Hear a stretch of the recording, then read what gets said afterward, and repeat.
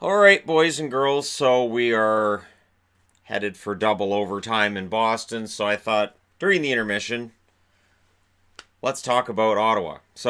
Because I was at the meetup today, I didn't have time to do my usual videos, but I don't want to deprive people of videos. I have the board for the preview for tomorrow all set up. As soon as the Boston game's done, we'll get that done too. The Ottawa Senators, of course, are an interesting case study because they had 64 points this year, which was actually 3 points less than last year. But at different points this year, they didn't look bad. They really didn't. And you can't just talk about Ottawa the same as we talk about everybody else because it's quite different.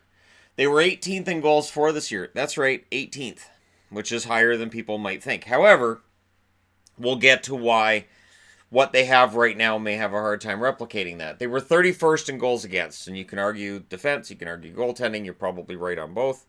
Um, Last year, their offense was 25th and their defense was 30th.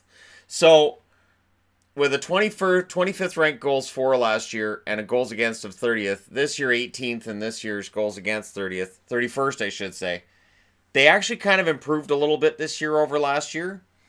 Now, again, before we even get into why they missed the playoffs, which I know Senators fans are going to say, well, we know why we missed the playoffs. Let me get to that. Because there may be more hope to this than a lot of us give them credit for, myself included. Gone. Erik Karlsson, Mike Hoffman, Matt Duchene, Mark Stone, Ryan Dzingel. That's a lot of players. That's a lot of very solid players gone. And we can't underscore enough that these guys have all played a role with the teams that they're playing with, and they've all had pretty solid numbers since leaving Ottawa. The guys who left at the deadline, the guys who left last fall, which would be Hoffman and Karlsson, and all this drama that surrounds the team. It feels like everything's been moved out, and they're trying to go fresh now. People will talk about prospects Drake Batherson, who should be in next year, Alex Fermenton, who should be in next year, Logan Brown, who may be in next year, and then there's Philip Gustafson. So if you're looking for a goaltender who may very well step in for Ottawa and make a difference, Philip Gustafson would be that guy. And we don't really need to touch on the cap. Right now, they're at a $45 million cap next year. They're not going to hit a salary cap problem. That's not a problem for Ottawa. It really isn't. This is why the whole getting rid of Bobby Ryan's contract, that's really not a problem now either. None of it is. This team's gonna struggle to get to the floor from the looks of things. If they traded that Bobby Ryan contract, I'm pretty sure they'd have a very difficult time getting up to the floor. So, who have they added? In just these trades, they added the following. Eric Brandstrom, excellent young prospect that got out of Vegas. Oscar Lindberg, who had a good run with Ottawa, but he may just be a pure rental. 2020 Las Vegas second round draft pick, so next year. Brian Gibbons, who played well enough, I think, to get a look at maybe an extension. Anthony Duclair, who at many points after being acquired by Ottawa was kind of their best forward. 2020 Columbus second round pick, a 2021 Columbus second round pick, Vitaly Abramov, who, depending on which reports you believe, is either a project in the works or he's going to be excellent. And I've read both. According to Hockey News, he's a project in the works, but we'll see. Jonathan Davidson, a 2019 Columbus Blue Jackets first-round pick. Conditional 2020 first-round pick if Duchene re-signs in Columbus. So there may be a couple of first-rounders in that. Anders Nilsson, who may leave as a free agent this summer. That was a steal from Vancouver because, of course, McKenna, the Canucks got so they could send him down, and then Philly claimed him, so joke's on Vancouver, and Vancouver had a hard time figuring out a way around that and had to bring in Mazanich and Leighton, and it was bizarre. Really, really bizarre. And so Nilsson being traded out of Vancouver is one of those things I look at and I say, that probably could have been handled a little bit differently. Darren Archibald, who may leave as a free agent this summer as well, but we'll see if the Senators decide to keep him. It's not like it's going to cost a ton. Josh Norris, who all understanding is that they're really pushing to get him signed and get him into the organization. Chris Tierney, who had a decent season, not a great goal scorer, but a decent season, good setup man.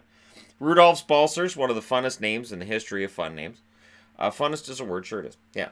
And he looked pretty good in a call-up. And there were some questions about whether or not his game would translate really well to the NHL level. So far, small sample size, but it's pretty good. Dylan DeMello, who was acquired from San Jose and fit in pretty well. He had some rough patches too, but again, it's a lot of names. 2019 San Jose second-round pick, a 2019 San Jose first-round pick, a 2021 San Jose second-round pick if Karlsson resigns.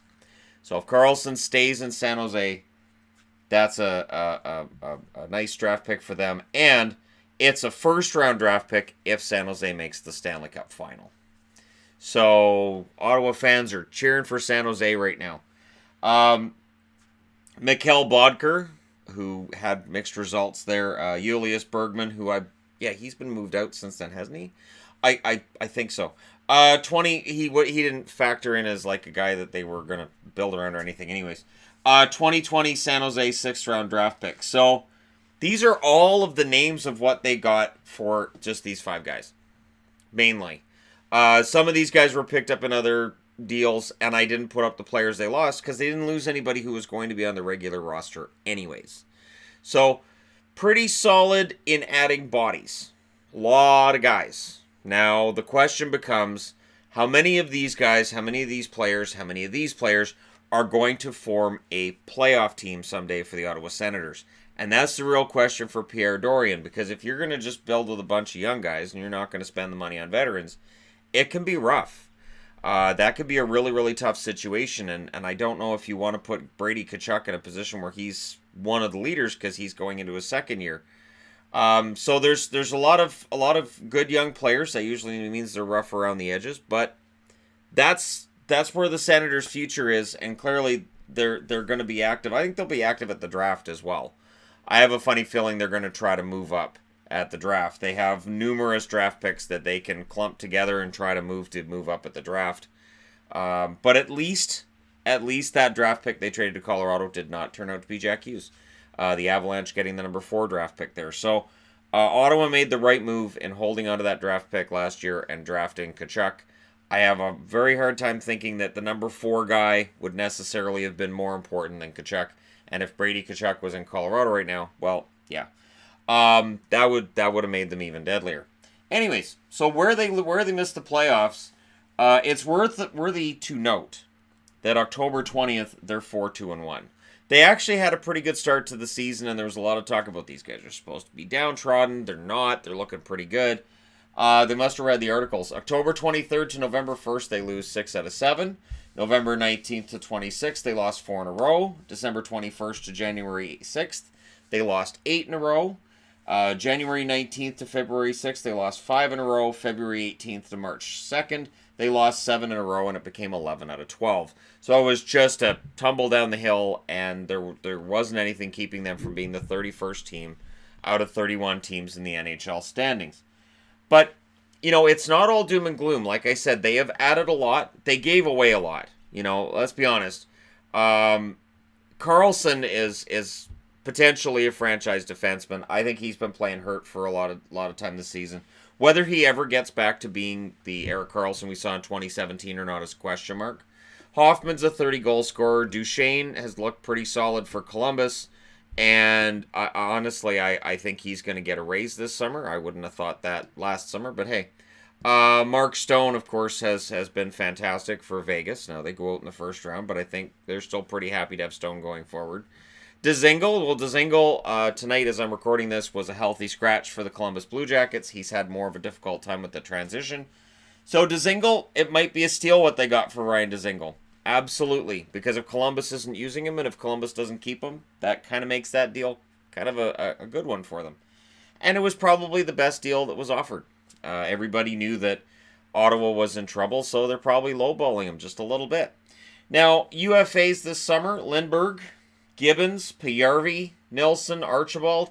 You know what? Pajärvi had a decent season. If they want to bring him back, they can. Look, $45 million locked up in cap money. They can throw some money at players if they want because they've got all kinds of cap space. Restricted free agents, Colin White, Anthony Duclair, who has arbitration rights. Cody Ceci also has arbitration rights. He made $4.3 million this year. they can give CC another $4 million, give him another year, $5 million, whatever. Because again, they're nowhere near the cap. And they're not intending to spend near the cap either. So if they decide to keep CC, it shouldn't be a problem. Christian Wolanin is an RFA as well. And Hogberg is an RFA with arbitration rights this summer.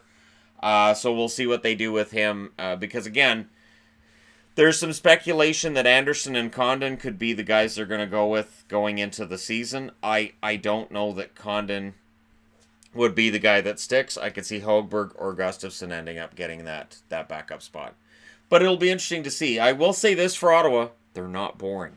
The Ottawa Senators, it's been a disaster. We will see at the draft table this year if that disaster is starting to be turned around and if that team's on the upswing. And I know Ottawa fans hate being talked about like they're a disaster, and I understand, I do. But that is a large nucleus of talent that they've given away, and it's going to be on a lot of these guys to prove that this was the right move to make. So we'll see, right? Let me know what you guys think in the comment section below, as always. Don't forget to hit like and subscribe if you're browsing your way through. You just happened upon this video. Thank you guys so much for watching. I'll talk to you again soon.